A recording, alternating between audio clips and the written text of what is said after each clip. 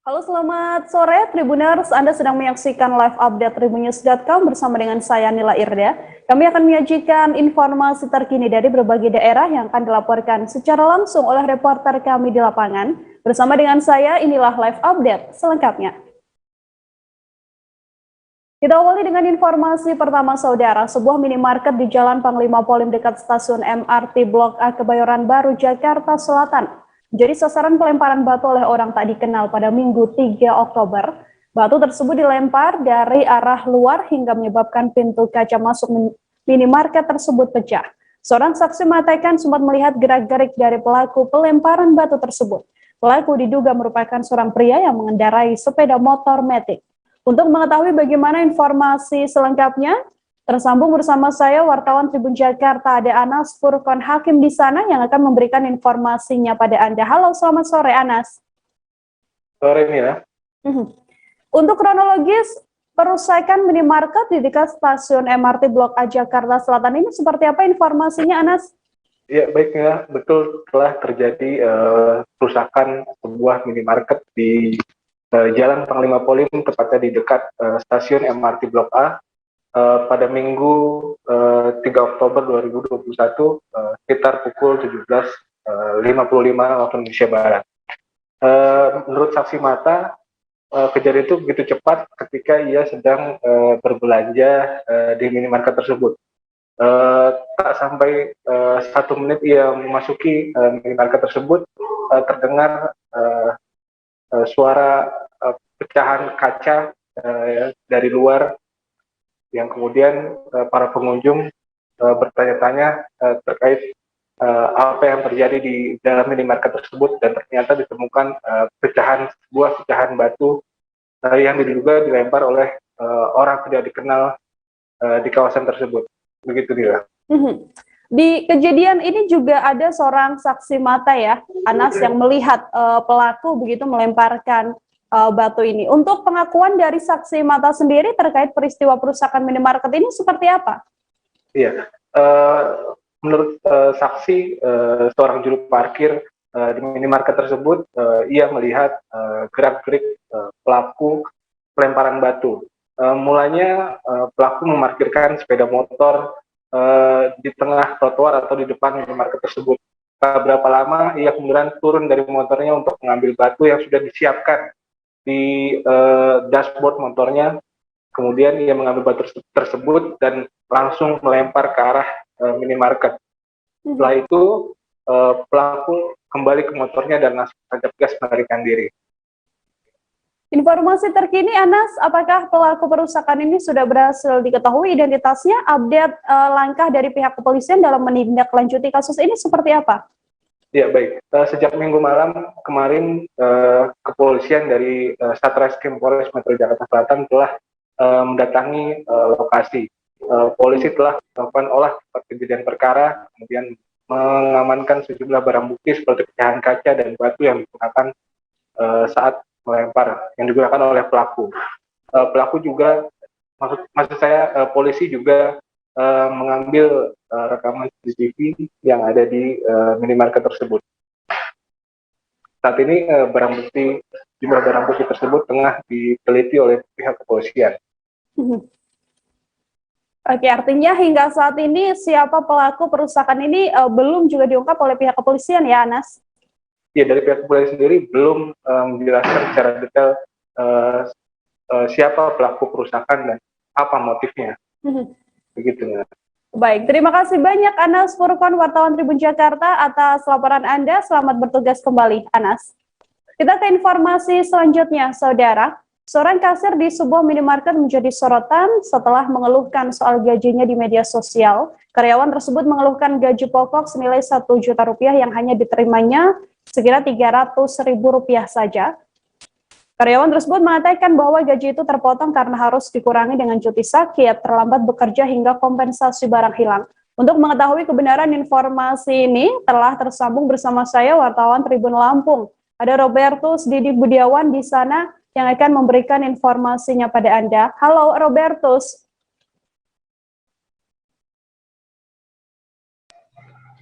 Halo Nila.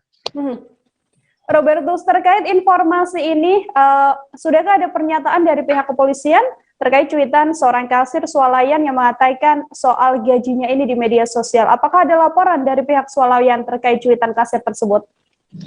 Oke Nila, Kepolisian Resor Pringsewu hari ini angkat bicara terkait curhatan karyawan swalayan yang viral di media sosial, di mana sampai saat ini berdasar keterangan dari Polres Pringsewu tidak ada laporan polisi mengenai viralnya curhatan kasir swalayan yang gajinya dipotong hingga tersisa sekitar 300-an ribu, Nila. Oke, terkait ada nama swalayan ini, swalayan JS yang disebut oleh kasir swalayan tersebut, kebenaran informasi atau hasil penelusurannya apakah memang benar ada swalayan itu di wilayah Kabupaten Pringsewu, Robertus? Oke Nila, Satreskrim Polres Pringsewu berkoordinasi dengan Satintelkam Polres Pringsewu telah melakukan penelusuran dan melakukan konfirmasi kepada satker terkait di pemerintahan Kabupaten Pringsewu, di mana membuahkan hasil bahwa terkait dengan nama kasir yang viral di slip gaji atas nama Lisa Amelia itu tidak ada di Kelurahan Pringsewu Barat, Kecamatan Pringsewu, Kabupaten Pringsewu. Demikian juga dengan JS Swalayan yang tertera dalam slip gaji tersebut tidak ada juga di Kabupaten Pringsewu. Adanya nama swalayan lain yang mirip, cuman swalayan ini dikait-kaitkan sehingga terkena imbasnya atas viralnya JS Swalayan tersebut. Itu Nila. Oke, artinya pihak kepolisian sendiri apakah sudah mengeluarkan pernyataan, Robertus, bahwa viralnya cuitan karyawan swalayan atau kasir swalayan ini adalah sebuah informasi hoax? Disampaikan oleh Kasat Reskrim itu Veabu Adigo Mayora Pranata bahwa cuitan kaitan kasir swalayan ini tidak benar berada di Kabupaten Pringsewu karena dengan hasil penelusuran swalayannya yang bernama JS maupun karyawan itu juga tidak ada di Pringsewu, sehingga dari Satreskrim Polres Pringsewu mengimbau supaya masyarakat mewaspadai informasi yang ada di media sosial yang dampaknya sangat terasa, di mana banyak terjadi penipuan di media sosial, sehingga kepolisian meminta kepada netizen untuk mencermati semua info yang beredar di media sosial. Begitu Nila. Oke, Robertus, kemudian ini kan ada akunnya ya yang mencuitkan hal tersebut. Apakah ada tindak lanjut dari pihak kepolisian untuk mencari si pemilik akun dan kemudian dibawa ke jalur hukum atau seperti apa informasinya? Saat ini dari kepolisian juga menelusuri akun tersebut. Akunnya sudah tidak bisa terbuka lagi, sementara sudah beredar luas dan tidak ada laporan polisi. Kendati demikian, dari pihak kepolisian tetap berupaya untuk menjawab misteri soal Lisa Amelia ini yang viral bahkan hingga ke tingkat nasional. Begitu Nila. Oke, terima kasih banyak Robertus atas laporannya. Untuk mengetahui bagaimana informasi lebih lengkapnya, saudara, telah terhimpun wawancara dengan Kasat Reskrim Polres Pringsewu, Ibtu Veabo Adigo Mayora Pranata. Berikut liputannya untuk Anda. Jadi bisa kami jelaskan di sini terkait dengan peristiwa ciutan di Facebook ya terhadap inisial A. Ini sudah kami konfirmasi memang tidak ada terkait laporan Undang-Undang ITE di Polres Pringsewu, dan juga kami sudah koordinasi dengan teman-teman terkait baik Sucapil maupun Kecamatan Pringsewu Bapak Maudi bahwa terkait dengan JS Swalayan ataupun terhadap KTP namanya inisial A itu tidak ada, dan sampai sekarang pun kami harapkan teman-teman warganet netizen jangan termakan dengan hoax tersebut. Oke, Bang, ada nggak Bang misalnya upaya dari kita Bang untuk menetralisir keramaian di viral. Artinya apakah kita mencoba untuk mencari keberadaan Lisa atau JS atau seperti apa, Bang? Ya, betul. Sudah kami laksanakan beberapa upaya, diantaranya kami juga koordinasi dengan Pak Kasat Intel untuk mengetahui dengan bagaimana dampak dari peristiwa ini. Ternyata upaya kami membuahkan hasil, memang tidak ada terkait dengan laporan polisi. Yang kedua juga teman-teman dari Kasat Intel juga menyampaikan bahwa tidak ada ternama Disduk Capil atas nama inisial A ini. Lalu juga sudah disampaikan dengan Bapak Maudi selaku Camat Pringsewu, untuk JS Swalayan itu tidak ada terdapat di Kabupaten Pringsewu. Ya, untuk pengenaan pasal kan kita mencari dulu ya fakta-fakta di lapangan seperti apa. Kalau mungkin nanti akan dikenakan pasal ITE ataupun mungkin tentang keterangan palsu, kita akan terbuka kepada teman-teman semua. Dan kita lihat fakta di lapangan seperti apa. Tidak bisa kami sampaikan di sini bisa dikenakan ataupun tidak, karena faktanya belum kami dapatkan. Sementara itu, saudara, ratusan alutsista TNI dipamerkan di depan Istana Merdeka sepanjang Jalan Medan Merdeka Utara. Pameran dalam rangka hari ulang tahun TNI ke-76 tahun ini mencuri perhatian sejumlah pengendara. Setidaknya ada 112 alutsista berjejer sepanjang 500 meter di Jalan Medan Merdeka Utara, Gambir, Jakarta Pusat. Alutsista itu datang dari Angkatan Laut dan juga Angkatan Darat. Sejumlah aparat berseragam TNI juga terlihat menjaga alutsista yang dipamerkan ini. Untuk mengetahui bagaimana informasi lebih lengkapnya terkait adanya kendaraan taktis TNI yang berjejer di depan Istana Merdeka, tersambung bersama saya wartawan Warta Kota, ada Desi Selviani di sana yang akan memberikan informasinya pada Anda. Halo, selamat sore Desi. Selamat sore Firda.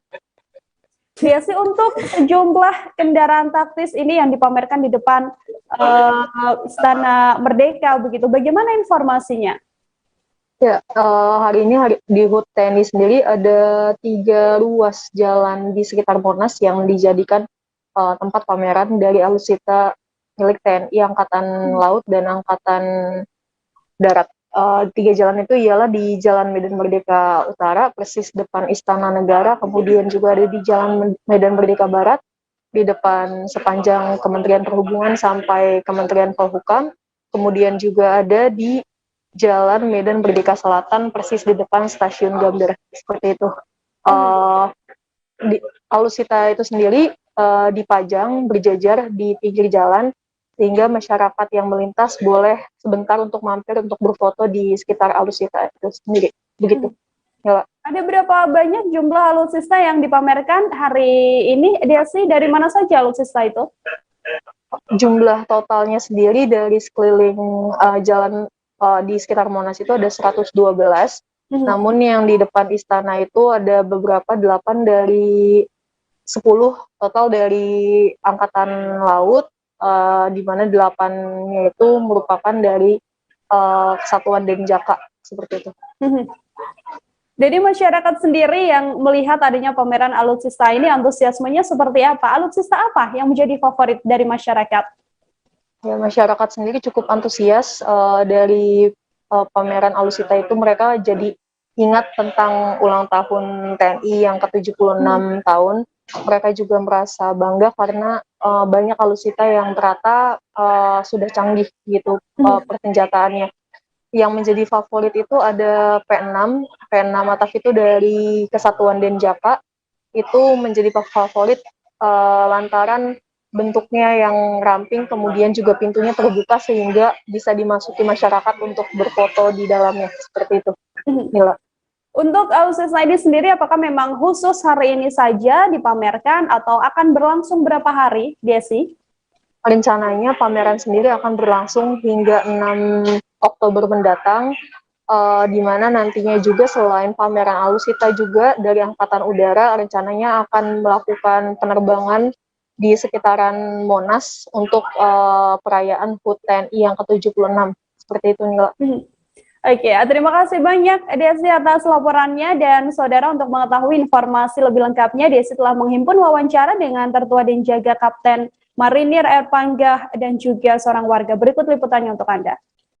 Pak, ini ada berapa alutsista sih yang dipamerin di sini, Pak? Kalau alutsista khususnya untuk marinir TNI Angkatan Laut yang kami bawa dari Denjaka membawa 8 unit ATA, kemudian 2 unit ILSC, kemudian dari marinir ada BTR, ada RM70 Grad dan Alligator. Oke. Kalau total dari Denjaka berarti ada berapa tuh? Kalau total dari Denjaka sendiri ada 10 unit. Ada 10 unit. Ya. Kalau dari seluruhnya alusista ada berapa? Seluruhnya ada 111. 111 ya Pak ya? Pak, ini pamerannya dari kapan sampai kapan sih Pak?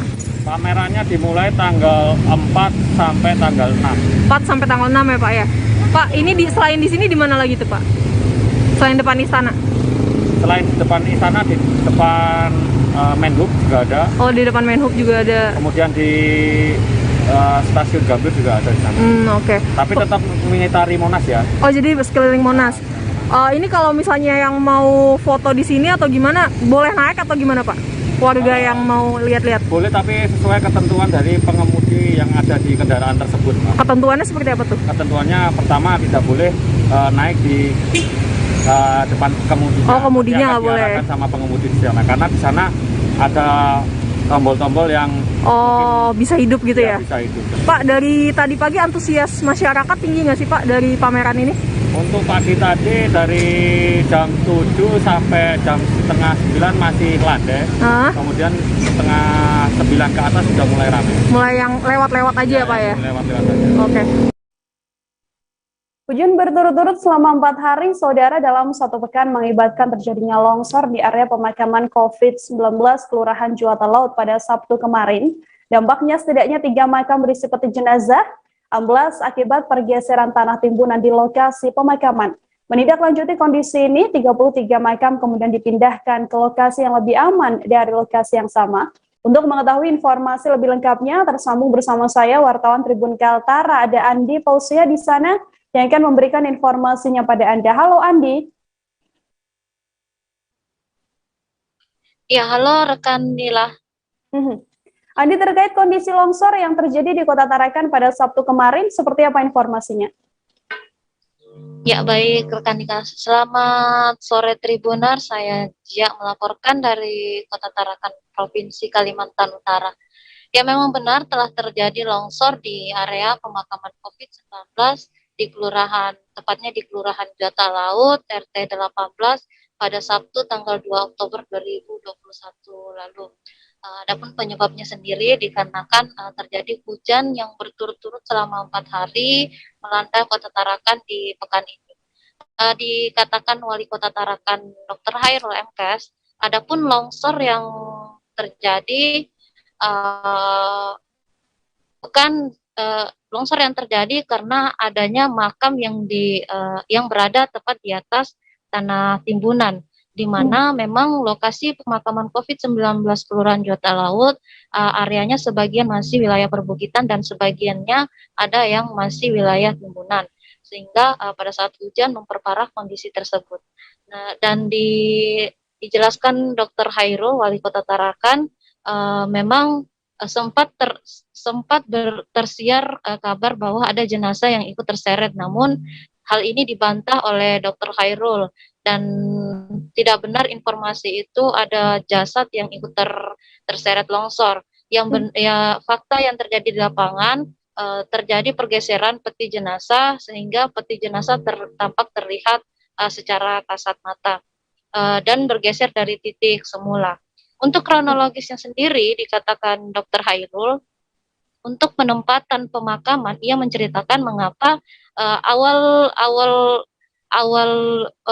ditempatkan pasien COVID-19 yang meninggal di lokasi tersebut karena pernah pada Juli dan Agustus 2021 lalu terjadi peningkatan kasus yang cukup signifikan sehingga angka kematian pada saat itu sangat tinggi dan tidak berbanding dengan jumlah relawan tim pemakaman COVID-19 yang bertugas di pemakaman, dan pernah pada satu hari tembus hingga 14 dan 15 pasien yang meninggal dibawa dari rumah sakit menuju ke lokasi pemakaman, sehingga untuk menggali tanah dasar atau tanah asli di lokasi pemakaman membutuhkan waktu yang sangat lama, sehingga oleh tim pemakaman memutuskan menggali di lokasi tanah timbunan. itu untuk memudahkan tim penggalian. Dan dikatakan Wali Kota Tarakan, kejadian longsor ini murni dikarenakan faktor alam dan bukan karena adanya proyek di wilayah tersebut. Ia membenarkan memang ada proyek pemangkasan bukit di lokasi tersebut, namun untuk pemakaman tersebut memang terdiri dari perbukitan sehingga harus dipangkas dan hasil pangkasan atau tanah uruk yang dipangkas tersebut digunakan untuk memperluas wilayah lokasi pemakaman. Adapun untuk tanah timbunan yang sebelumnya digunakan untuk lokasi pemakaman sendiri sebenarnya diperuntukkan untuk akses jalan masuk alat berat yang ada di sana. Sehingga ia meminta warga untuk bersabar sembari semua proses pemindahan jenazah selesai dikerjakan. Demikian rekan Nila. Oke, Andi, kemudian terkait kondisi longsor ini, berdasarkan informasi yang Anda dapatkan, ada berapa banyak makam yang terdampak? Ya, untuk jumlah makam sebenarnya total diperkirakan ada 197 makam yang berada di lokasi tersebut. Dan di hari pertama laporan longsor terjadi ada 3 makam yang terdampak parah, yaitu petinya sempat terlihat dan pada saat itu dua keluarga datang untuk membawa jasad tanpa meminta izin dari Satgas. Kemudian 1 jenazah dipindahkan ke lokasi yang sama namun di titik yang berbeda, di titik lokasi yang dianggap aman dari longsor. Kemudian pada hari Minggu tanggal 3 Oktober 2021 tercatat 10 makam yang ikut terdampak karena terjadi kembali hujan pada saat itu. Dan update terakhir malam tadi ada sekitar 38 makam yang diputuskan harus dilakukan evakuasi atau pemindahan jenazah ke titik tanah dasar atau tanah asli di lokasi pemakaman. Demikian ya. Oke, artinya memang tindak lanjut yang dilakukan oleh pemerintah adalah dengan menggali atau memindahkan makam ya, Andi ya. Lalu adakah mungkin tindak lanjut lain yang dilakukan oleh pemerintah setempat untuk mengatasi agar kondisi longsor ini tidak terjadi lagi di kemudian hari? Ya, memang untuk secara teknis tadi dikatakan Wali Kota Tarakan Dr. Hairul pihaknya menugaskan asisten 1 bidang pemerintahan Pemkot Tarakan yakni Tarmizi. Hari ini untuk hari pertama ini ditargetkan 12 makam yang bertugas pertama Satpol PP sebanyak 30 personel ditugaskan pada pagi tadi, kemudian siangnya dari tim BPBD. Namun karena sempat terkendala alat berat yang datang terlambat ke lokasi sehingga kegiatan pemindahan atau evakuasi jasad tadi baru dimulai sekitar pukul 12:30 WITA. Sementara untuk besok masih dilanjutkan lagi, masih dari tim yang sama, yakni dari tim Satpol PP dan dari tim alumni IPDN juga yang tergabung dalam relawan pemakaman. Kemudian untuk selanjutnya agar tidak terjadi hal serupa, pihak pemerintah dalam hal ini tim Satgas rencananya akan melakukan penyiringan sementara di lokasi timbunan. Nantinya setelah proses pemindahan evakuasi jasad selesai dilakukan, proyek kembali dilanjutkan untuk segera mengkelarkan lokasi timbunan agar bisa digunakan lebih baik. Adapun memang pemakaman ini sebenarnya dikatakan Wali Kota Tarakan masuk dalam program kerja beliau dan rencananya akan dibuatkan Tarakan Memorial Garden. Tarakan Memorial Garden ini adalah nanti yang akan diberikan nama sebagai nama tempat pemakaman umum khusus di Kota Tarakan, di mana nama tersebut untuk diharapkan bisa menghilangkan kesan kuburan yang selama ini dianggap angker dan bisa dijadikan sebagai lokasi wisata. Demikian Nila. Baik, Andi Mausio, wartawan Tribun Kaltara, terima kasih banyak atas laporan Anda. Selamat bertugas kembali. Kita jeda sejenak, saudara. Setelah ini masih akan ada beragam informasi lainnya yang akan kami hadirkan untuk Anda. Tetap di Live Update. Oke, apa kabar Bang Arief di sini untuk strateginya? Kalau saya sendiri di Gimik 37 ini yang semalam baru mulai, Apa yang dirasakan saya udah Kak Fernita? sebenarnya Sebenarnya aku nggak ngerasa itu penangkapan atau penggerebekan atau apapun itu, karena gini loh, posisinya aku kriteria. Jadi kita mengenal disebut dengan stroke yang tidak berdarah dengan stroke yang berdarah. Stroke yang tidak berdarah itu biasanya ditandai dengan adanya penyumbatan. Kalau itu penyumbatan di sini mungkin pikirnya tidak ke situ kali ya, tapi kalau di Korea atau di Kamboja itu ada beberapa paper yang saya itu mas, ya dulunya tukang koran. Oh gitu ya, tukang koran. Ya saya baca itu pak. Tuh kan pernah baca kan? Ya. Jadi kalau saya jadi tangga itu udah bersyukur banget. Si anak ini dijadikan sebagai tersangka begitu. Ya kalau ini kita bicara yang di luar kasus Situbondo ya, dengan nama hujan shower, di mana terdapat batas jelas antara daerah hujan dan tidak hujan yang biasanya terjadi pada fase awal mature stage atau tahap Berbahaya dewasa. tuh Kang. Jadi mulai artinya terjadinya perlembekan. Nah itu untuk penetrasi akan sulit gitu ya. Dok saya ini menurut saya memang tidak mudah, bukan urusan tanah diambil. Kalau misalnya Amerika Serikat sekarang, Rasulullah mengatakan dalam sebuah hadis bahwa berpuasa di 6 hari Syawal itu. Oke, apa kabar Bang Arief di sini untuk strateginya? Kalau saya sendiri di Jumip 37 ini yang semalam baru mulai, Apa yang saya dirasakan udah Kak Fernita? sebenarnya aku nggak ngerasa itu penangkapan atau penggerebekan atau apapun itu, karena gini loh, posisinya aku kriteria. Jadi kita mengenal disebut dengan stroke yang tidak berdarah dengan stroke yang berdarah. Stroke yang tidak berdarah itu biasanya ditandai dengan adanya penyumbatan. Kalau itu penyumbatan di sini mungkin pikirnya tidak ke situ kali ya, tapi kalau di Korea atau di Kamboja itu ada beberapa paper yang saya itu mas, ya dulunya tukang koran. Oh gitu ya, tukang koran. Ya saya baca itu pak. Tuh kan pernah baca kan? Ya. Jadi kalau saya jadi tangga itu udah bersyukur banget. Si anak ini dijadikan sebagai tersangka begitu. ya kalau ini kita bicara yang di luar kasus Situbondo ya, dengan nama hujan shower, di mana terdapat batas jelas antara daerah hujan dan tidak hujan yang biasanya terjadi pada fase awal mature stage atau tahap Berbahaya dewasa. tuh Kang. Jadi mulai artinya terjadinya perlembekan. Nah itu untuk penetrasi akan sulit gitu ya. Dok saya ini menurut saya memang tidak mudah, bukan urusan tanah diambil. Kalau misalnya Amerika Serikat sekarang, Rasulullah mengatakan dalam sebuah hadis bahwa berpuasa di 6 hari Syawal itu. Oke, apa kabar Bang Arief di sini untuk strateginya? Kalau saya sendiri di Jumip 37 ini yang semalam baru mulai, Apa yang saya dirasakan udah Kak Fernita? sebenarnya aku nggak ngerasa itu penangkapan. Masih bersama dengan saya Nila Irde dalam live update kali ini, saudara. Kita ke informasi selanjutnya.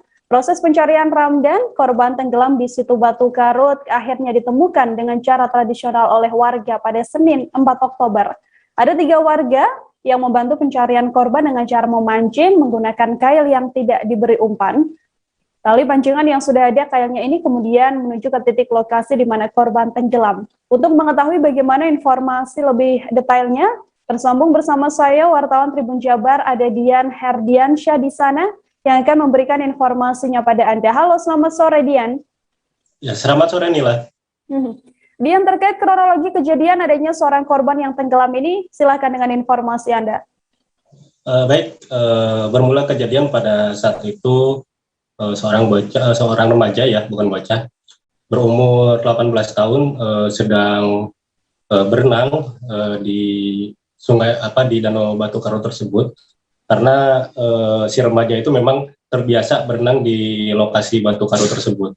Kemudian pada minggu kemarin, tepatnya pukul 10.30, korban menyelam, berenang maksudnya. Kemudian dari si korban sendiri mengalami kram di kaki, akhirnya tenggelam. Sebelum tenggelam memang sempat meminta pertolongan dan sempat ditolong, namun berdasarkan penolong karena beban yang ditolongnya berat dan membahayakan si penolong sendiri, akhirnya korban tidak selamat. Upaya evakuasi yang dilakukan mulai dari pukul 11 hingga tadi pukul 12 lewat lebih 5 menit, korban ditemukan dengan berbagai upaya yang dilakukan oleh tim SAR gabungan dan relawan serta warga setempat. Namun korban dapat ditemukan dengan secara tradisional berawal dari 3 warga yang membantu pencarian dengan menggunakan pancing, kail tanpa umpan, akhirnya dilemparkan dan ke titik lokasi korban di mana tenggelam, akhirnya tersangkut dan ketiga pemancing itu sempat kesusahan menarik tali si kail pancingan tersebut hingga akhirnya disusul oleh 4 penyelam dan akhirnya korban ditemukan sekitar pukul 12 lewat 5 menit. Demikian Nila. Oke, Dian, untuk kendala yang dihadapi tim SAR, apakah ada dalam proses pencarian ini? Baik, dari kemarin pihak SAR gabungan mengalami kendala. Pertama, kendala karena arus air bawah yang sangat begitu tinggi, artinya begitu cepat. Dan kedua, kondisi air yang sangat dingin juga di bawah, akhirnya membuat kendala sehingga pencarian menjadi lambat. Kemudian tadi pagi hari, upaya langkah yang dilakukan SAR gabungan, upaya kendala itu supaya tidak terjadi dan memudahkan pencarian, akhirnya menutup aliran air yang untuk warga di Danau Batu Karut tersebut supaya arus tidak kemana-mana. Begitu, Mbak. Selanjutnya, setelah korban berhasil dievakuasi, ini tindak lanjut yang dilakukan oleh tim SAR gabungan seperti apa, Dian? Baik, setelah ditemukan dari tim SAR gabungan, akhirnya diserahkan kepada keluarga, namun terlebih dahulu dibawa ke rumah sakit terdekat untuk melakukan lebih lanjut penanganan maksudnya, dan tadi sekitar pukul 15 sudah dikembalikan kepada keluarga untuk dimakamkan. Demikian Nila. Oke, untuk mengetahui bagaimana informasi lebih lengkapnya, saudara wartawan kami telah menghimpun wawancara dengan Kepala Basarnas Pos Sukabumi, ada Suryo Adianto. Berikut liputannya untuk Anda. Pada hari ini, tim SAR gabungan berhasil menemukan korban atas nama Ramdan dengan kedalaman 5 meter dengan jarak 7 meter dari TKM. Dan korban kita evakuasi langsung ke rumah sakit Hermina. Kesulitan yang ditemui oleh tim SAR? Untuk kesulitan, arus di bawah air lumayan kuat dan cuaca dingin. Untuk tim penyelam sendiri menggunakan berapa personil? Untuk tim penyelaman kita menggunakan 4 personil, diantaranya dari Basarnas, ACT, dan Balawista. Tadi ditemukan dalam kedalaman berapa meter? Kedalamannya 5 meter. Kita beralih ke informasi lainnya, saudara. Ditiadakannya hasil negatif rapid test antigen bagi perjalanan antar pulau dalam wilayah Provinsi Kepulauan Riau mendapatkan respon positif dari masyarakat, khususnya calon penumpang yang hendak melakukan perjalanan transportasi laut di Pelabuhan Domestik Sri Bintanpura, Kota Tanjung Pinang.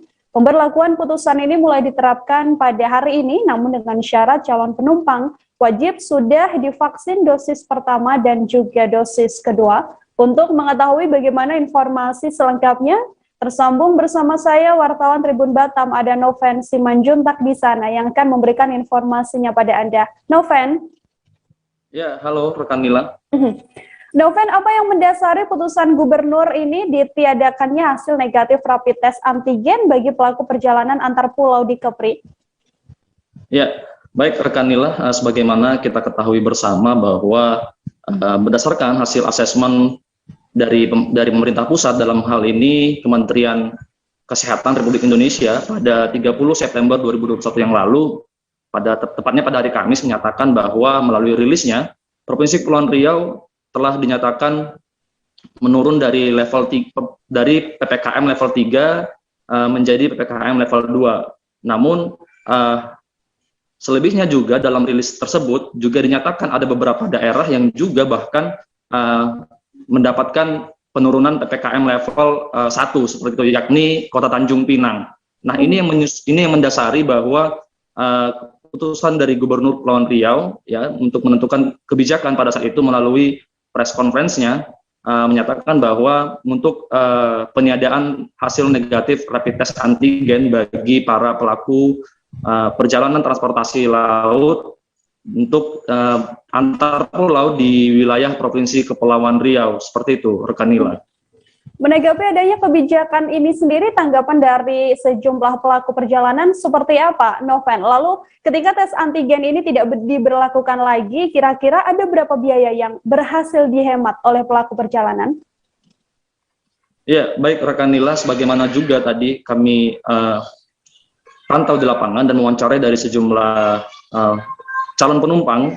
Ini pertama ada saudara Rio yang merupakan pekerja di Kota Batam. Ia mengaku memang bahwa belum mengetahui adanya informasi penyediaan rapid test antigen tersebut, sebab ia sendiri sudah mengantongi adanya keterangan dari hasil negatif rapid test antigen. Namun ia mengaku menyambut baik keputusan ataupun kebijakan dari Gubernur Provinsi Kepulauan Riau tersebut, karena ia menilai bahwa hal itu dapat meringankan beban biaya pengeluaran transportasi yang ia keluarkan ketika hendak melakukan penyeberangan dari Kota Tanjung Pinang menuju ke Kota Batam khususnya, seperti itu.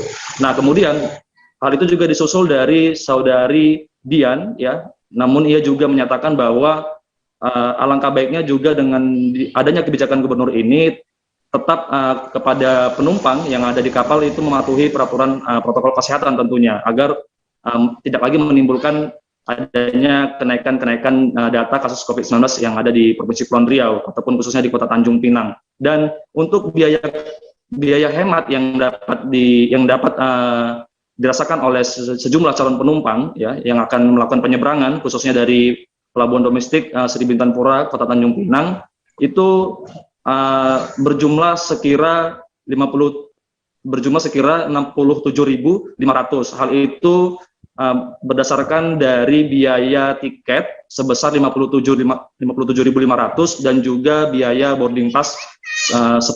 Seperti itu rekan Nila. Noven, lalu untuk prosedurnya sendiri yang dilalui calon penumpang nantinya sebelum melakukan pelayaran dengan kebijakan ini seperti apa nanti? Ya, untuk perlu diketahui rekan Nila, khususnya bagi masyarakat Provinsi Kepulauan Riau ataupun Kota Tanjung Pinang dari pelabuhan yang mencoba melakukan penyeberangan ataupun pelayaran dari Pelabuhan Sri Bintang Pura, Kota Tanjung Pinang, untuk prosedur sendiri setiap calon penumpang silakan datang langsung menuju ke boarding pass ya, boarding pass terlebih dahulu, lalu selanjutnya di sana nanti akan dikenakan biaya sebesar Rp10.000 dan nantinya hendak masuk ke ponton kapal, para calon penumpang terlebih dahulu membeli tiket di tempat yang telah tersedia di dalam Pelabuhan Sri Bintang Pura sendiri, telah tersedia dengan harga untuk penyeberangan ke Kota Batam khususnya itu harga Rp57.500. Nah, prosedur selanjutnya nanti akan ada beberapa memang petugas dari Kimia Farma yang sudah ada di pelabuhan Sri Bintang Pura maksud kami, yang nantinya itu juga menyediakan tes antigen seperti itu. Namun hal itu bukan berarti bahwa calon penumpang melakukan tes antigen kembali seperti itu. Hal itu hanya tersedia saja di pelabuhan Sri Bintang Pura maksud kami. Nah, selanjutnya nanti calon penumpang akan diminta mengecekkan kembali tiket yang telah dibeli tadi di ponton kapal dan selanjutnya masuk ke kapal seperti itu, dengan nantinya akan diperiksa protokol kesehatannya seperti memakai masker. Seperti itu, rekan Nila. Oke, terima kasih banyak Noven Simanjuntak, wartawan Tribun Batam atas laporan Anda. Selamat bertugas kembali, Noven. Kita ke informasi lainnya, saudara. Mulai hari ini, wisatawan atau masyarakat di Kota Sabang yang berangkat ke Kota Banda Aceh atau sebaliknya masuk ke Sabang wajib menunjukkan sertifikat vaksinasi COVID-19. Kebijakan ini menindaklanjuti seruan bersama unsur Forkopimda Kota Sabang menyikapi perkembangan pemberlakuan pembatasan kegiatan masyarakat atau PPKM berbasis mikro dan berlaku di berbagai daerah di Indonesia. Untuk mengetahui bagaimana informasi lebih lengkapnya, telah tersambung bersama saya, wartawan Serambi, ada Misran Asri, yang akan memberikan informasinya pada Anda. Halo, Misran. Halo, Nila. Misran, berdasarkan pantauan Anda, bagaimana kondisi di hari pertama pemberlakuan kebijakan wajib vaksin ini bagi masyarakat yang mau datang ke Sabang? Ya, baik Mila. Seperti yang rekan Mila laporkan bahwa mulai hari ini mulai diberlakukan kebijakan oleh pemerintah Kota Sabang, di mana setiap pengunjung atau wisatawan yang datang ke Sabang atau sebaliknya itu wajib mengantongi sertifikat vaksin. Dan kondisi hari ini memang masyarakat terlihat tidak banyak berubah. Artinya antusias warga juga cukup tinggi ya, cukup tinggi. Dan dari Dinas Kantor Kesehatan Pelabuhan juga menyediakan gerai vaksin yang ada di pelabuhan, sehingga masyarakat yang ingin menuju ke Sabang hari ini cukup lumayan banyak ya, di hari pertama mencapai angka 60 vaksin. Dan ini dilakukan oleh tim gabungan ya dari KKP, Kantor Kesehatan Pelabuhan, ada dari TNI Polri dan dinas terkait lainnya. Begitu rekan Hila. Oke, kemudian Misran, untuk tingkat kunjungan masyarakat ke Sabang sendiri seperti apa setelah diberlakukannya kebijakan wajib vaksin ini? Iya, tingkat kunjungan memang hari ini agak sedikit menurun, Nina, karena ini hari pertama masuk kerja, masuk hari kantor, ya dibandingkan di hari-hari libur sebelumnya, seperti hari Sabtu dan hari Minggu. Dan perlu kami informasikan juga bahwa gerai vaksin yang diadakan di Pelabuhan Bulele khususnya bagi warga yang datang dari Sabang tujuan Banda Aceh itu dibuka mulai hari Senin sampai hari Jumat, dan hari Sabtu dan Minggu itu dilayani di kantor KKP yang terpaut sekitar 800 meter dari Pelabuhan Bulele Kota Banda Aceh. Begitu rekan Nila. Lalu masyarakat sendiri, Misran, menanggapi kebijakan wajib vaksin ini sendiri seperti apa respon dari mereka? Ya, respon dari masyarakat cukup baik ya. Ya, jadi dengan status zona Kota Sabang yang oranye saat ini, pemerintah di sana bersama Forkopimda berusaha mempertahankan status itu, sehingga kebijakan ini perlu dipertahankan dengan memberlakukan setiap pengunjung yang datang, terutama para wisatawan dan masyarakat ya, tak terkecuali masyarakat Kota Sabang yang ingin menuju Kota Banda Aceh, itu wajib menunjukkan surat sertifikat sudah melakukan vaksin, baik itu vaksin pertama atau vaksin kedua. Begitu rekan Nila. Baik, untuk mengetahui bagaimana informasi lebih lengkapnya, saudara, wartawan kami telah menghimpun wawancara dengan Koordinator Wilayah Kantor Kesehatan Pelabuhan Bulele Tiar SK. Berikut liputannya untuk Anda. Untuk hari ini tanggal 4 pada hari ini, alhamdulillah antusias masyarakat yang berkunjung ke Sabang itu sangat antusias.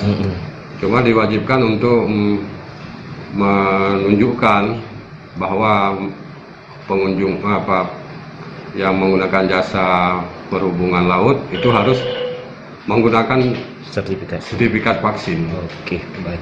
Berarti setiap yang mau ke Sabang itu rata-rata mampu menunjukkan Pak sertifikat vaksin? Ya, memang harus, itu diwajibkan karena ada edaran dari Wali Kota Sabang yang mana setiap pengunjung baik dari Sabang maupun dari Banda Aceh atau dari Banda Aceh ke Sabang itu diwajibkan, itu harus. Oke. Berarti ada berapa Pak data hari ini Pak yang ke Sabang atau yang datang dari Sabang ke Banda Aceh Pak? Kalau hari ini kita dapat melakukan vaksin tadi yang belum memiliki sertifikat sebanyak 30 orang. Ya, itu ada lansia 1 orang, yang lain di atas 12 tahun ke atas. Berarti mereka yang tidak memiliki vaksin tapi ingin tujuan ke Sabang, mereka bersedia divaksin Pak rata-rata? Harus. Ada yang divaksin tadi Pak? Memang ada. Ada. Oke.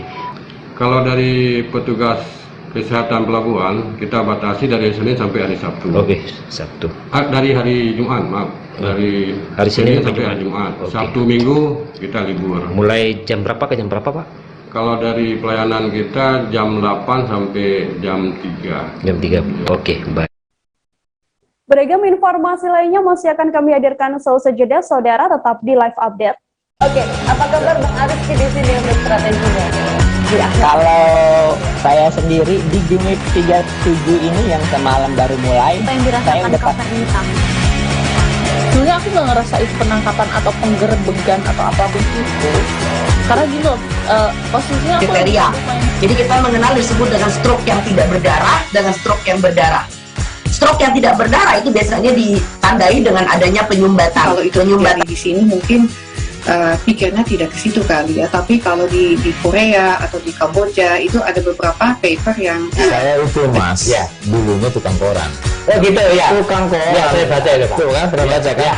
Jadi kalau saya jadi pangdam itu udah bersyukur banget. Si anak ini dijadikan sebagai tersangka begitu. Ya kalau ini kita bicara yang di luar kasus Situbondo ya, dengan nama hujan shower, di mana terdapat batas jelas antara daerah hujan dan tidak hujan yang biasanya terjadi pada fase awal mature stage atau tahap Berbahaya dewasa. tuh Kang. Jadi mulai artinya terjadinya perlembekan. Nah itu untuk penetrasi akan sulit begitu ya. Dok, saya ini menurut saya memang tidak mudah, bukan urusan tanah diambil. Kalau misalnya Amerika Serikat sekarang, Rasulullah mengatakan dalam sebuah hadis bahwa berpuasa di 6 hari Syawal itu.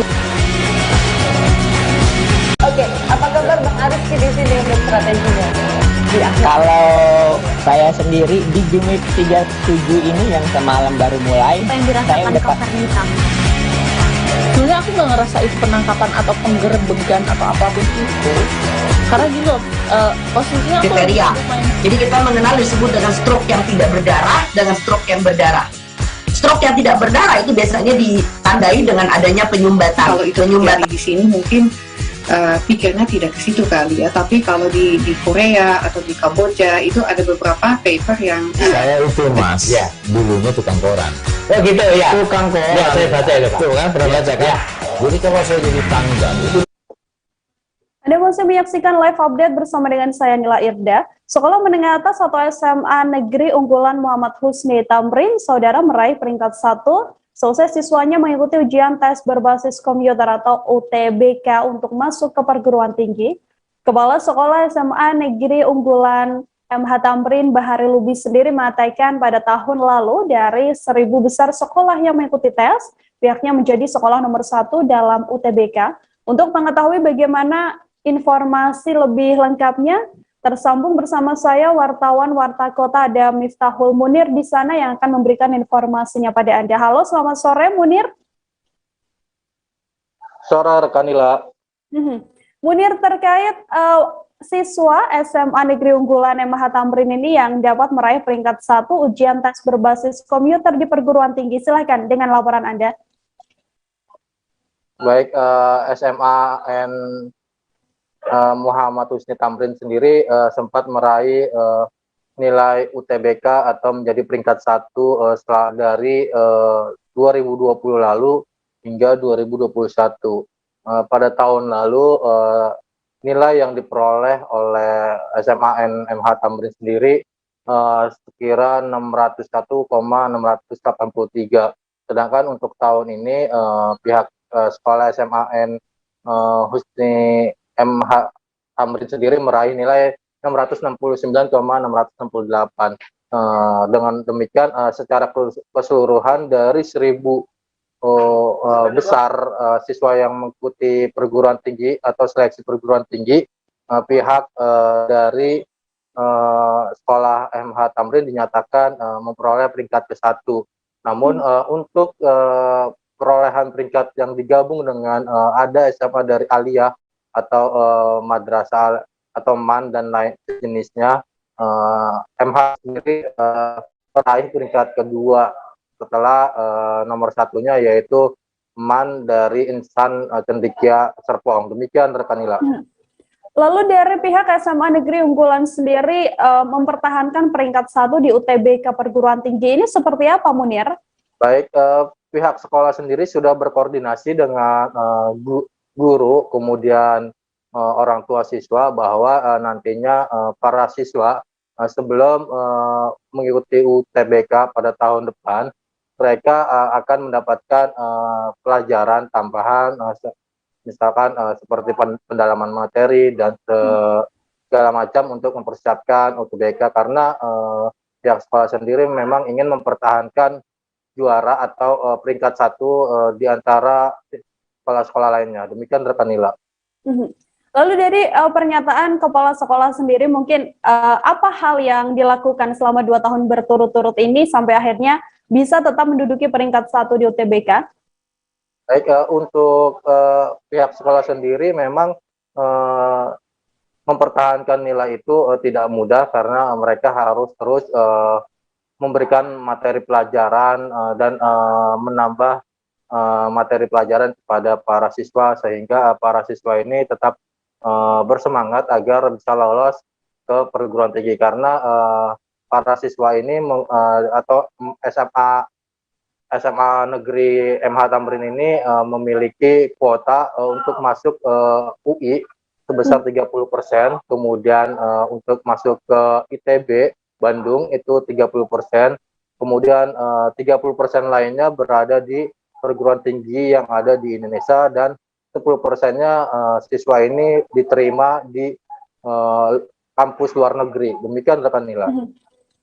Oke, saudara, untuk mengetahui bagaimana informasi lebih lengkapnya, wartawan kami telah menghimpun wawancara dengan Kepala Sekolah SMA Negeri Unggulan MH Tamrin, Bahari Lubis. Berikut laporannya untuk Anda. SMA Negeri Unggulan Muhammad Husni Tamrin memang sudah terlahir dari anak-anak istimewa, ya. Kita lihat dari seleksinya pun SMA Negeri Unggulan Muhammad Husni Tamrin tidak sama dengan sekolah reguler yang lainnya. Dengan penerimaan siswa yang cerdas istimewa, wajib memperlakukan juga berbeda, juga istimewa.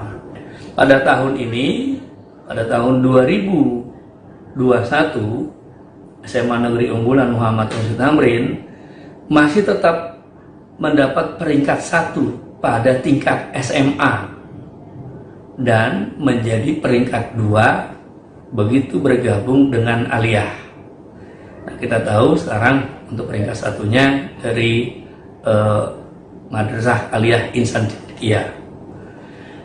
Namun kalau dibilang dari perolehan nilai pada tahun 2020, sesungguhnya perolehan nilai anak kita rata-ratanya 601,683.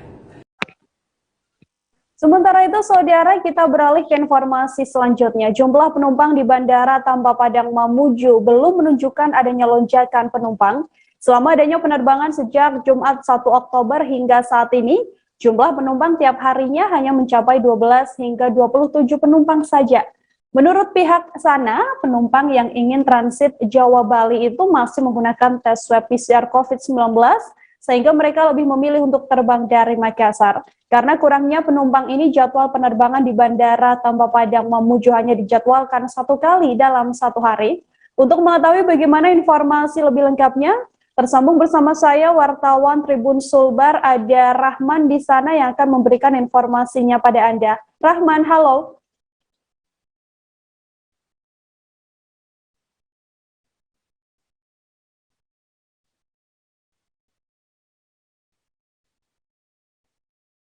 Halo Rahman, bisa mendengar audio kami di studio? Ya, halo. Nila di studio. Rahman, untuk persentase angka baik, penumpang... saya akan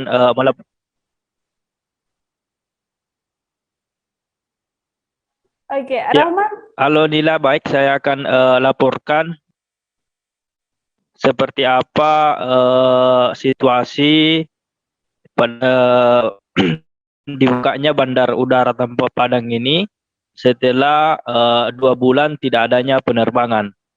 Jadi saat ini dari informasi yang kami himpun di lapangan bahwa Bandar Udara Tanpa Padang ini itu belum normal belum mengalami lonjakan penumpang untuk saat ini.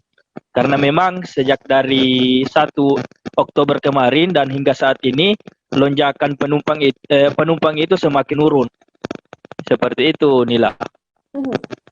Berdasarkan informasi yang Anda himpun, Rahman, syarat-syarat yang harus dibawa oleh penumpang saat melakukan penerbangan apa saja? Nah, untuk syarat-syaratnya sendiri, penumpang harus memiliki aplikasi Peduli Lindungi dan kemudian harus memiliki tes swab antigen yang memang sudah disediakan di Bandar Udara Tampak Padan juga. Namun itu hanya untuk rute Mamuju Makassar.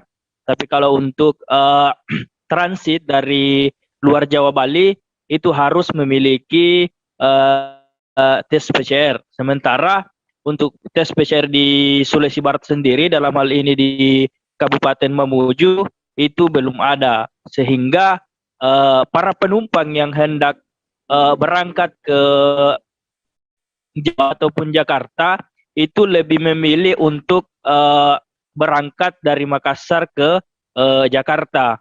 Sehingga itu yang membuat para penumpang di Bandar Tampak Padang itu belum normal.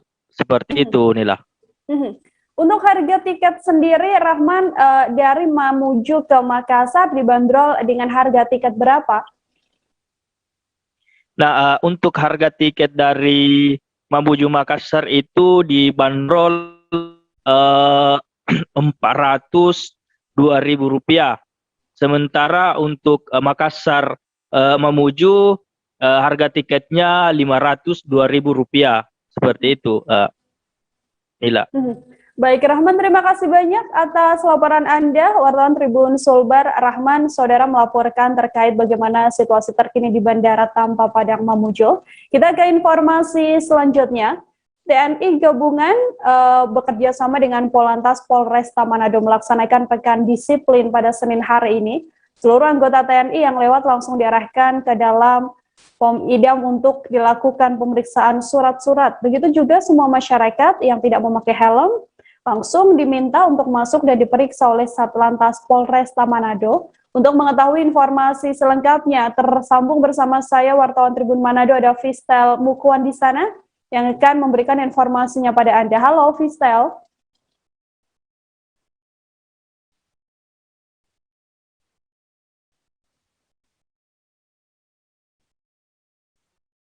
Halo, Fistel?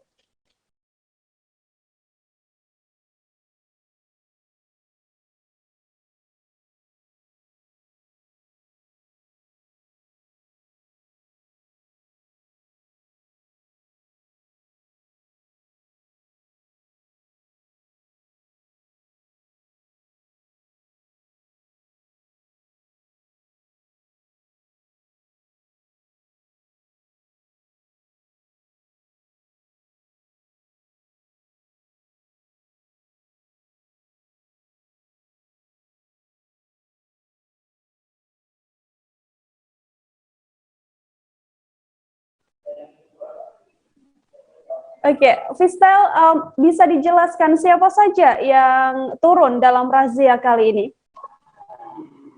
Ya, dalam razia kali ini yang diturunkan POM Angkatan Darat, Angkatan Laut, dan Angkatan Udara. Jadi ada gabungan dan didampingi oleh Satlantas Polresta Manado untuk mendampingi para POM dari AU, AL, dan AD di siang hari ini, Nila. Untuk informasi lokasinya, Fistel mungkin bisa dijelaskan lebih tepatnya pemeriksaan yang dilakukan oleh tim gabungan ini dilakukan di titik mana saja? Ya, untuk operasi ini dilakukan lebih tepatnya di depan POM AD di dekat Kodam 13 Merdeka. Apalagi di situ memang lokasi para anggota TNI. Jadi di situ memang lokasi seputaran anggota TNI yang lewat situ. Tapi bukan hanya anggota TNI yang dicegat jika melanggar, tapi juga seluruh masyarakat yang hadir itu di jalan 14 Februari di Teling, Kota Manado, Sulawesi Utara. Demikian rekan Nila.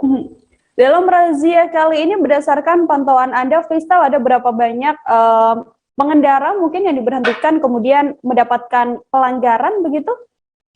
Dari pantauan kami memang masih sementara operasi, tapi kurang lebih ada puluhan yang dicegat oleh TNI, baik anggota TNI maupun masyarakat, agar tidak terjadi kemacetan. Seluruh masyarakat dan anggota TNI yang dicegat oleh operasi ini disuruh masuk ke dalam halaman POM, dan di dalam halaman itu semua anggota TNI maupun masyarakat yang melanggar dilakukan pemeriksaan oleh TNI. Kalau anggota TNI dilakukan pemeriksaan oleh POM, sedangkan masyarakat yang melanggar, khususnya yang tidak memakai helm, dilakukan pemeriksaan oleh Satlantas Polresta Manado. Demikian rekan Nila. Kemudian tujuan dari razia ini seperti apa, Fistal, berdasarkan informasi yang Anda dapatkan?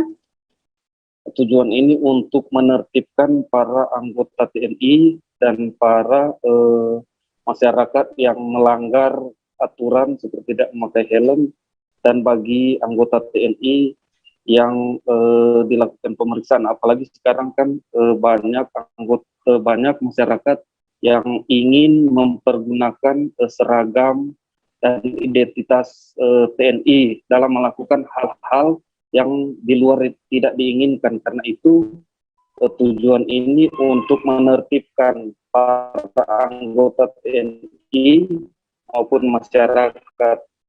Demikian, Nila. Baik, Fistal Mokuan, wartawan Tribun Manado, terima kasih banyak atas laporan Anda. Selamat bertugas kembali. Kita jeda sejenak, saudara. Setelah ini masih akan ada beragam informasi yang kami hadirkan untuk Anda. Tetap di live update. Oke, apa kabar Bang Ariski di sini untuk strateginya? Kalau saya sendiri di Jumip 37 ini yang semalam baru mulai, saya udah Sebenarnya aku nggak ngerasa itu penangkapan atau penggerebegan atau apapun itu, karena gini loh, posisinya aku kriteria. Jadi kita mengenal disebut dengan stroke yang tidak berdarah dengan stroke yang berdarah. Stroke yang tidak berdarah itu biasanya ditandai dengan adanya penyumbatan. Kalau itu terjadi di sini mungkin pikirnya tidak ke situ kali ya, tapi kalau di Korea atau di Kamboja itu ada beberapa paper yang saya itu Mas, ya, dulunya tukang koran. Oh gitu ya, tukang koran. Ya, saya baca itu Pak. Tuh kan, pernah baca kan? Ya. Jadi kalau saya jadi tanggal itu udah bersyukur banget. Si anak ini dijadikan sebagai tersangka begitu. Ya, kalau ini kita bicara yang di luar kasus Situbondo ya, dengan nama hujan shower, di mana terdapat batas jelas antara daerah hujan dan tidak hujan yang biasanya terjadi pada fase awal mature stage atau tahap berbahaya itu Kang. Jadi mulai artinya terjadinya perlembekan. Nah itu untuk penetrasi akan sulit gitu ya. Dok, saya ini menurut saya memang tidak mudah tanah diambil. Kalau misalnya Amerika Serikat sekarang, Rasulullah mengatakan dalam sebuah hadis bahwa berpuasa di 6 hari Syawal itu. Oke, apa kabar Bang Ariski di sini untuk strateginya? Kalau saya sendiri di Jumip 37 ini yang semalam baru mulai, saya udah sebenarnya aku nggak ngerasa itu penangkapan atau penggerebegan atau apapun itu, karena gini loh, posisinya kriteria. Jadi kita mengenal disebut dengan stroke yang tidak berdarah dengan stroke yang berdarah.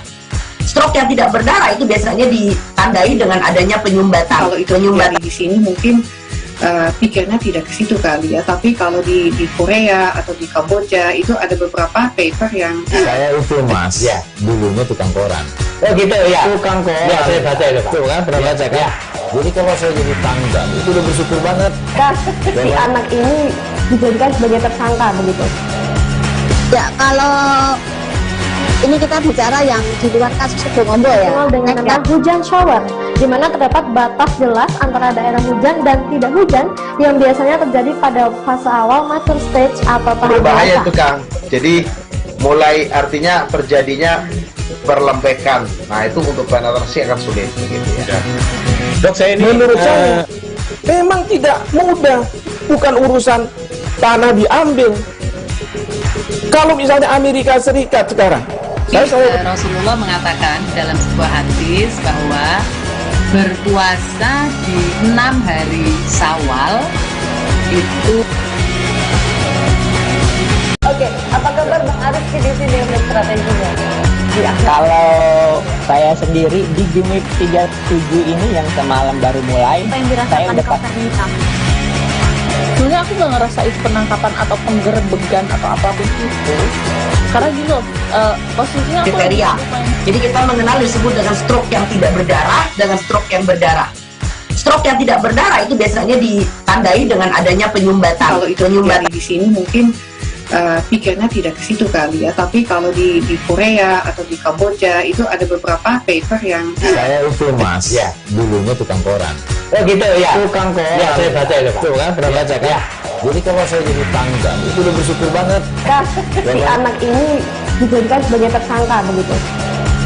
Ya, kalau ini kita bicara yang di luar kasus Situbondo ya, dengan nama hujan shower, di mana terdapat batas jelas antara daerah hujan dan tidak hujan yang biasanya terjadi pada fase awal mature stage atau tahap berbahaya dewasa. itu Kang. Jadi mulai artinya terjadinya perlembekan. Nah itu untuk penetrasi akan sulit gitu ya. Dok, saya ini menurut saya memang tidak mudah, bukan urusan tanah diambil. Kalau misalnya Amerika Serikat sekarang, Rasulullah mengatakan dalam sebuah hadis bahwa berpuasa di 6 hari Syawal itu. Oke, apa kabar Bang Arif di sini untuk strateginya? Ya, kalau saya sendiri di Jumip 37 ini yang semalam baru mulai, saya udah sebenarnya aku nggak ngerasa itu penangkapan atau penggerbegan atau apapun itu, karena gini loh, posisinya aku kriteria. Jadi kita mengenal disebut dengan stroke yang tidak berdarah dengan stroke yang berdarah. Stroke yang tidak berdarah itu biasanya ditandai dengan adanya penyumbatan. Kalau itu terjadi di sini mungkin pikirnya tidak ke situ kali ya, tapi kalau di Korea atau di Kamboja itu ada beberapa paper yang saya itu mas, ya dulunya tukang koran. Masih bersama dengan saya Nila Irda dalam live update saudara. Kita beralih ke informasi selanjutnya. Gubernur dan Wakil Gubernur Banten Wahidin Halim dan Andika Hasrumi memainkan alat musik tradisional calung renteng di acara peringatan hari ulang tahun ke-22 Provinsi Banten. WH Andika memainkan alat musik tradisional itu di lapangan Setda Provinsi Banten. Selain itu dalam perayaan hari jadi ini, keduanya juga meresmikan 5 gedung baru organisasi perangkat daerah atau OPD di lingkungan pemerintah Provinsi Banten. Untuk mengetahui bagaimana informasi lebih lengkapnya, tersambung bersama saya wartawan Tribun Banten ada Ahmad Tajudin di sana yang akan memberikan informasinya pada Anda. Halo, selamat sore Tajudin. Halo, selamat sore Nila. Tajudin, bisa digambarkan untuk pelaksanaan perayaan hari ulang tahun Provinsi Banten sendiri seperti apa kemeriahannya? Baik rekan Nila, tepatnya pada hari ini Senin 4 Oktober 2021, Pemprov Banten baru saja melaksanakan kegiatan peringatan HUT Provinsi Banten yang ke-21 tahun. Pelaksanaan ini berjalan dengan lancar dengan menggunakan protokol kesehatan yang cukup ketat, di mana dalam pelaksanaan ini tadi pagi Pemprov Banten baru saja melaksanakan kegiatan upacara perayaan ulang tahun Provinsi Banten. Kemudian di sela-sela acara upacara itu, Gubernur Banten beserta dengan Wakil Gubernur Banten memainkan alat musik tradisional, kemudian menggelar doa bersama, meresmikan gedung OPD di 5 gedung OPD di Provinsi Banten dan juga disambung dengan kegiatan paripurna. Tajudin, untuk alat musik tradisional yang dimainkan oleh yang bersangkutan itu alat musik apa? Kemudian berasal dari mana alat musik ini? Nah, untuk alat musik yang dimainkan Pak Gubernur tadi dan juga Pak Wakil Gubernur namanya alat musik calung renteng, di mana calung renteng ini merupakan salah satu jenis alat musik yang terbuat dari bambu hitam, di mana jenis alat musik ini merupakan alat musik khas Banten, tepatnya di daerah Pandeglang. Selain memainkan alat musik untuk memeriahkan hari ulang tahun Provinsi Banten ini, kan Gubernur juga ikut meresmikan gedung OPD. Gedung apa saja yang diresmikan ini dan akan digunakan untuk apa saja gedung ini nanti, Tajudin? Baik, untuk informasi yang diterima bahwa tadi baru saja Pak Gubernur meresmikan 5 gedung OPD, di mana 5 gedung ini mulai dari gedung BKD, kemudian Dinas Koperasi dan UMKM, Dinas DP3A KKB, Dinas DPMD, dan Dinas Diskominfo Provinsi Banten. Dan 5 gedung ini baru saja diresmikan oleh Gubernur Banten dan juga Wakil Gubernur Banten, di mana beliau datang langsung ke lokasi dengan meninjau bagaimana pembangunan di sana. Harapan dari Gubernur Banten dan juga Wakil Gubernur Banten sendiri seperti apa di ulang tahun atau hari jadi ke-21 Provinsi Banten ini, Tajudin?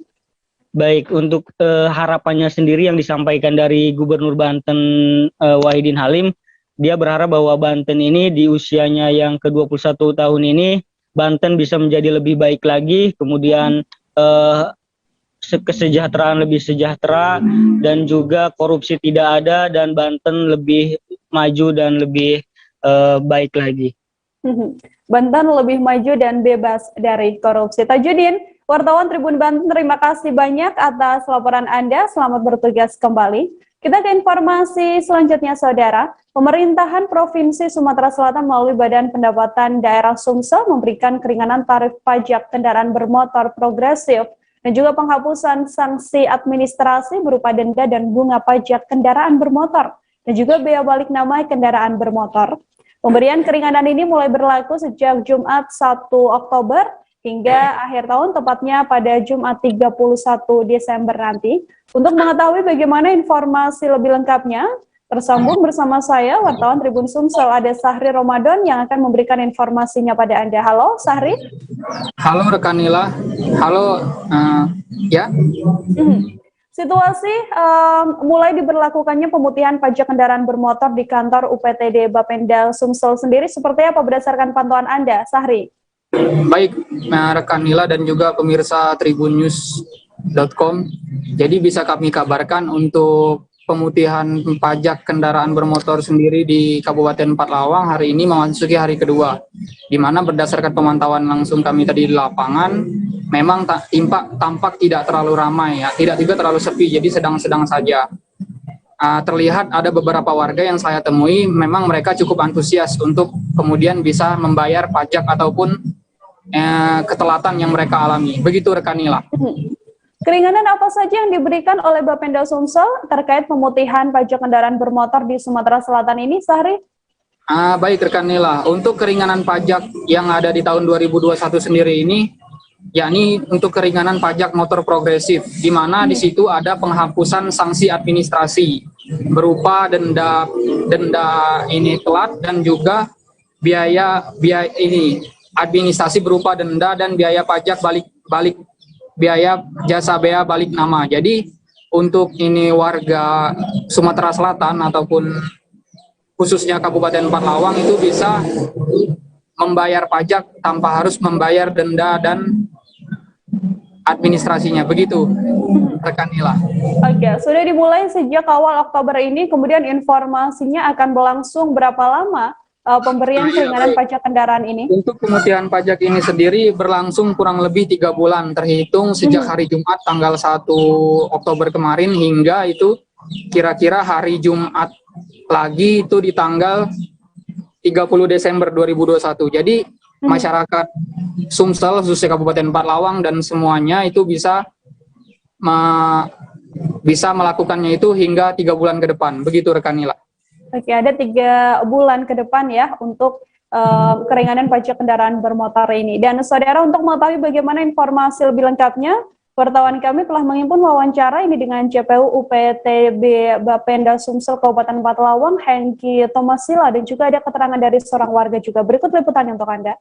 Alhamdulillah sudah pelaksanaan dari mulai tanggal 1 sampai hari ini tanggal 4. Pelaksanaan pemutihannya sendiri berjalan dengan lancar tanpa ada hambatan, yang mana tanggal 1 kemarin saja kita udah ada sekitar 6 orang, dan per hari ini, per jam hari ini sudah ada 8 orang yang melaksanakan atau mendapatkan pemutihan. Jadi kami harapkan juga untuk seluruh warga Kabupaten Empat-Lawang, gunakanlah kesempatan pemutihan PKB dan BBN ini dan progresif, pajak progresif untuk membayar pajak, dan kita manfaatkan pemutihan ini supaya masyarakat dapat membayar pajak sesuai dengan ketentuan pajak. Ibu hari ini ke Samsat ini kalau boleh diceritain gimana Bu? Bayar pajak, bayar pajak kayak biasa lah. Ini memang memanfaatkan pemutihan ini atau gimana Bu? Ya, sekaligus buat ngurangin biayanya kan, karena ada pemutihan kan, jadi nginepin pajak aja. Berarti ibu telatnya berapa lama kalau boleh tahu? Cuman 1 tahun sih. 1 tahun ya. Kalau boleh tahu dengan adanya pemutihan ini gimana menurut ibu? Terbantu lah. Oh iya. Menjelang hari ulang tahun ke-76 TNI Saudara yang jatuh pada 5 Oktober mendatang, Komandan Korps Marinir Mayor Jenderal TNI Soehartono melakukan ziarah nasional di Taman Makam Pahlawan Kadilangu, Kabupaten Batang, Jawa Tengah. Kegiatan tersebut juga dihadiri oleh Bupati Batang Wihaji, Kapolres AKBP Irwan Susanto, serta Dandim Batang Letkol Yan Eka Putra. Pelaksanaan ziarah dilaksanakan secara serentak di 5 titik TMP di sepanjang pantai utara. Untuk mengetahui bagaimana informasi lebih lengkapnya, telah tersambung bersama saya ada Dina Indriani, wartawan Tribun Jateng yang akan memberikan informasinya pada Anda. Halo, selamat sore Dina. Selamat sore rekan Nila. Dina, pelaksanaan ziarah dalam rangka jelang hari ulang tahun ke-76 TNI ini dilakukan secara serentak di 5 titik sepanjang Pantura. Di mana saja 5 titik tersebut? Pelaksanaan ziarah serentak di 5 titik di Pantura, yaitu pertama di TMP Kalibakung Tegal, kemudian TMP Bahari yang berada di Cermai Cirebon Jawa Barat, kemudian di TMP Penggarit Pemalang, di Kusuma Bangsa Pekalongan, dan terakhir di TMP Kadilangu Batang yang dipimpin oleh dan Kormar Majen Soehartono yang memang berasal dari Kabupaten Batang, begitu Nila. Selain ziarah, Dina, apa saja yang dilakukan oleh dan Kormar Majen TNI Soehartono ini saat berkunjung ke Batam? Jadi memang selain ziarah dan Kormar Majen TNI Soehartono ini sekaligus mengenang masa lalunya, di mana dia dibesarkan di Batang, kemudian dia sekaligus mengenang bagaimana Kabupaten Batang saat ini, begitu. Ada beberapa juga dia nampak tilas bagaimana perjuangan prajurit TNI AL tempo dulu, begitu. Dia juga sempat bertemu dengan kawan masa kecilnya yang berada di sekitar lokasi TMP Kadilangu Batang. Begitu Nila. Dina, tadi Anda sempat mengatakan bahwa Majen TNI Soehartono ini melakukan napak tilas perjuangan TNI AL di Batang sendiri. Seperti apa lebih detailnya terkait napak tilas ini? Jadi memang Kabupaten Batang ini bagi pasukan TNI AL menjadi salah satu daerah yang memiliki sejarah terbentuknya Korps Marinir atau dulu yang dikenal dengan sebutan Korps Komando Angkatan Laut atau KKOL. Dari Tegal, Pekalongan hingga Batang adalah awal mula terbentuknya Korps Marinir. Jadi berdasarkan penelitian, penelusuran, dan diskusi di jajaran TNI Angkatan Laut. Nah, dalam kesempatan itu Majen Soehartono ini juga berjanji akan menghibahkan alat utama sistem senjata atau alutsista ke pemerintah Kabupaten Batang berupa alat tempur, yaitu tank dan beberapa pucuk meriam yang sudah tidak terpakai, begitu, untuk mendirikan monumen perjuangan bahwa memang dulu ada perjuangan dari prajurit TNI yang gugur di perairan pantai utara Batang yang kemudian dimakamkan di TMP Kadilangu Batang. Begitu Nila. Adakah pesan atau mungkin kesan dari dan Kormar Majen TNI Soehartono sendiri, Dina, pada kunjungannya kali ini? Jadi saat berkunjung di Kabupaten Batang ini sebagai putra daerah yang sudah melalang buana di Kabupaten Batang ini, dia melihat banyak kemajuan, begitu. Sekarang sudah ada kawasan industri terpadu Batang yang menjadi proyek strategis nasional, kemudian ada PLTU Batang. Dia berharap Batang akan semakin maju, dan untuk para pemuda di Kabupaten Batang sendiri, dia berharap bisa bergabung menjadi anggota TNI maupun Polri untuk meneruskan perjuangan membela bangsa Indonesia. Begitu Nila. Oke, Dina Indriani, wartawan Tribun Jateng, terima kasih banyak atas laporan Anda. Untuk mengetahui bagaimana pernyataan lengkap dari Dan Kormar Majen TNI Marinir Suhartono, saudara, berikut liputannya untuk Anda. Momentum HUT TNI ini kenapa di Batang sendiri, Komandan? Baik, terima kasih bahwa dalam rangka HUT TNI ini, TNI Angkatan Laut, dalam hal ini Bapak Kepala Staf Angkatan Laut, Laksamana TNI Yudo Margono, memerintahkan jajarannya untuk melaksanakan ziarah ke Taman Makam Pahlawan, Jadi bukan hanya di Batang. Kebetulan pada pagi hari ini, khususnya di sepanjang Pantura ini, ada 5 titik Taman Makam Pahlawan yang kita ziarahi. Di mana pada saat ini juga Bapak Kepala Staf Angkatan Laut beserta Bapak Wakil Kepala Staf Angkatan Laut juga memimpin sebagai pimpinan rombongan ziarah di Kalibakung, Tegal. Nah, di sana juga ada TMP. Kenapa di Kalibakung? Kebetulan dulu Kalibakung atau Tegal itu merupakan salah satu basis perjuangan TNI Angkatan Laut yang tergabung dalam Korps Armada 4 Tegal. Namun demikian, di titik-titik yang lain masih ada TMP yang lain, yaitu di TMP Bahari, itu berada di kaki Gunung Ciremai, dan kebetulan di situ satu TMP itu semuanya Angkatan Laut. Nah, di sana juga dilaksanakan ziarah. Pimpinan rombongannya dari Panglima Armada 1. Kita ke informasi selanjutnya, saudara. Pemkot Surabaya mulai membuka kembali sejumlah pusat keramaian. Di antaranya adalah pusat perbelanjaan, bioskop, hingga sejumlah tempat wisata. Hal ini diharapkan akan sekaligus membangkitkan kembali roda perekonomian di sana. Apalagi ekonomi juga sempat melambat pada PPKM darurat hingga PPKM level 4. Untuk mengetahui bagaimana informasi selengkapnya terkait sejumlah tempat wisata di Surabaya yang sudah mulai dibuka, tersambung bersama saya ada wartawan Surya, Bobby Kolowai di sana yang akan memberikan informasinya pada Anda. Halo Bobby, selamat petang.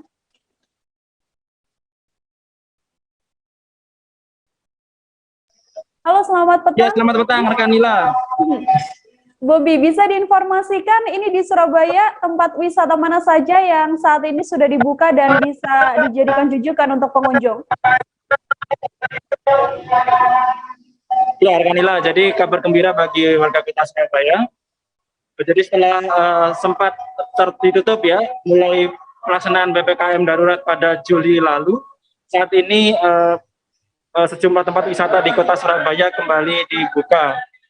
Ada 2 tempat wisata yang dibuka pada saat ini, diantaranya adalah Kebun Binatang Surabaya dan Surabaya Parkway.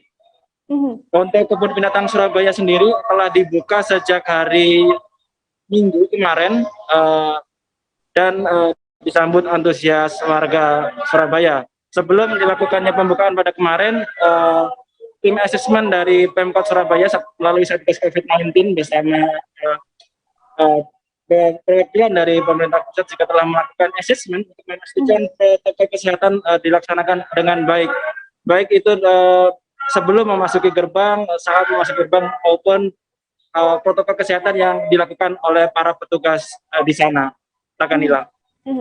Setelah dibukanya sejumlah tempat wisata ini, animo dari masyarakat Surabaya sendiri seperti apa, Bobby? Ya, pada hari pembukaan kemarin, hari pertama kemarin pada Minggu, memang pada suatu weekend ya, pada saat weekend, jumlah pengunjung sekitar 2.000 warga. Ini masih berada di bawah kapasitas KBS ya, yang biasanya memuat 20.000 gitu ya. Kemudian pada saat uji coba ini dibatasi menjadi 25% atau sekitar 5.000, sedangkan kemarin baru sekitar 2.000 pengunjung saja. Artinya ini masih di bawah kapasitas.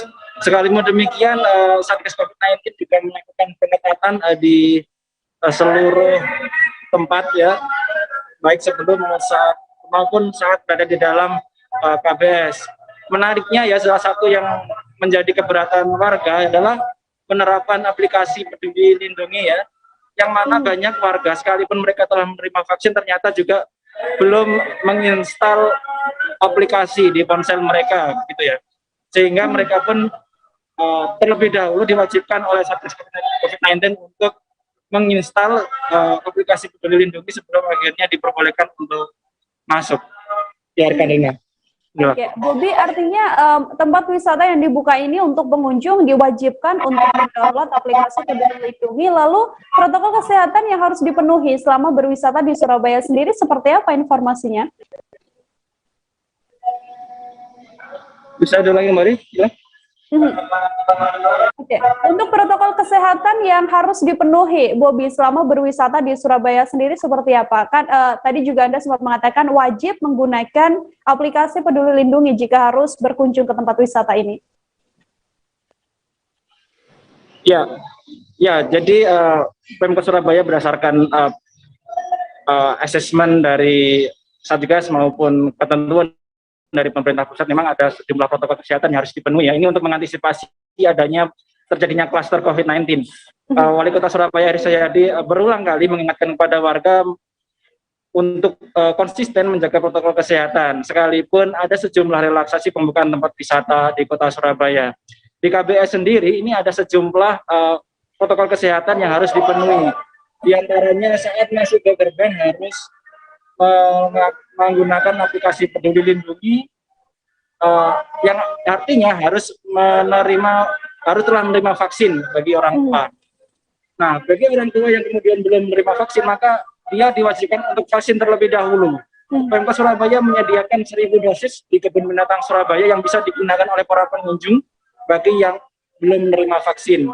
Sedangkan bagi anak-anak diperbolehkan masuk sekalipun belum vaksin. Syaratnya mereka harus didampingi oleh orang tua yang telah menerima vaksin. Kemudian saat akan masuk ke dalam KBS begitu ya, mereka diharuskan membawa tiket yang sebelumnya telah dibeli melalui online. Jadi pihak KBS tidak memberikan gitu ya tiket secara offline atau loket di KBS, namun pengunjung harus terlebih dahulu membeli secara online. Dan selain itu Satgas COVID-19 KBS juga berjaga di setiap protokol di titik lokasi KBS, yang mana pihak KBS sendiri menerjunkan 85 orang yang mana memastikan gitu ya para pengunjung bisa menjalankan protokol kesehatan baik menjaga jarak maupun protokol kesehatan lainnya. Inilah. Baik, Bobi Kolowai, wartawan Surya, terima kasih banyak atas laporan Anda. Untuk mengetahui bagaimana informasi lebih lengkapnya, Saudara, telah terhimpun wawancara dengan Wali Kota Surabaya, Eri Cahyadi. Berikut liputannya untuk Anda. Saya, Pak Kapolres, Pak Andim, itu selalu menyampaikan, Surabaya ini harus hati-hati dengan gelombang ketiga. Cukuplah kita kena gelombang kedua kemarin. Sekarang waktunya ekonomi kita sudah bergerak. Waktunya masyarakat bisa bekerja. Karena itu satu-satunya kita bisa ekonomi bergerak, masyarakat bekerja dengan tenang, itu adalah pakai protokol kesehatannya. 5M tadi. Yang penting sak-M aja disini. Masker itu loh jadi copot, karena 90% itu ada di maskernya. Karena itu sekarang saya sampaikan, Pak Kapolres juga sama. Beliau turun ke lapangan, Pak Dandim turun ke lapangan, tidak untuk membubarkan, tapi ngecek siapa sih pakai masker. Nah, ada ini. Karena apa? Saya berharap sekarang warga Surabaya berani menegur tetangganya, saudaranya, temennya yang tidak pakai masker. Karena jangan sampai karena kecerobohan atau keteledoran satu orang, akhirnya seluruh warga Surabaya ini melok nanggung ketika naik jumlah yang terkonfirmasi, sehingga masuknya ketat lagi level kita. Kan yang rugi ya warga Surabaya. Sehingga saya selalu dengan Pak Kapolres menyampaikan berulang kali bahwa yang bisa menjaga adalah warga Surabaya. Bahkan sekarang hari ini kalau jenengan tahu, Pak Kapolres inovasi lagi mobil masker. Mari mobil vaksin atau mobil masker. Kita pun juga bergerak lagi ke lapangan dengan masker-masker kita. Dan inilah saya betul-betul dengan inovasinya Pak Kapolres ini, kenapa Surabaya dan Pak Dandim ini bisa turun ya karena terus bergerak masif. Informasi tadi sekaligus menutup perjumpaan kita dalam live update kali ini, Saudara. Jangan lupa untuk terus saksikan live update di seluruh kanal YouTube dan Facebook Tribun Network. Masih di tengah pandemi, kami kembali mengingatkan Anda untuk selalu menerapkan protokol kesehatan dimanapun Anda berada. Saya Nila Irda beserta kru yang bertugas pamit undur diri. Terima kasih dan sampai jumpa. Jangan lupa like, subscribe, dan share ya.